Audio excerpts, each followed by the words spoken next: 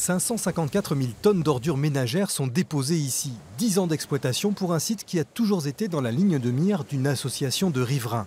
L'association de sauvegarde du patrimoine de l'Aussois voit aujourd'hui la fin d'un combat. C'est une journée un peu symbolique et très forte pour nous puisque c'est l'aboutissement de 14 années de combat, d'un combat très rude, d'un combat harassant, un combat de tous les instants où, comme vous l'avez vu, jusqu'à la dernière minute, il aura fallu faire montre d'une vigilance totale. Et cette vigilance a servi. L'association a constaté récemment des dépôts d'ordures industrielles venant d'autres départements. C'est une entorse à l'arrêté préfectoral qui régit l'exploitation du site. Des constats que l'association ne tolère pas. Nous attendons des services de l'État qu'ils balayent devant leurs portes. Car là, la première personne morale qui a été trompée, c'est l'État.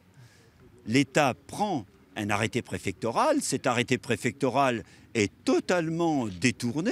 Il est l'objet d'une fraude grossière. Il faut absolument que les choses soient sanctionnées.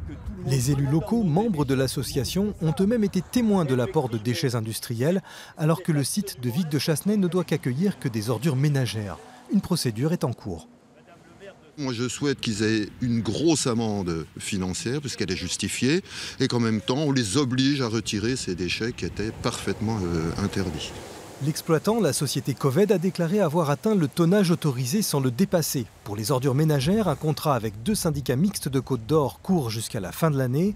La société devra aussi mener un suivi du site pendant 20 ans. Quant à l'association de riverains, elle sera vigilante quant au respect des obligations environnementales.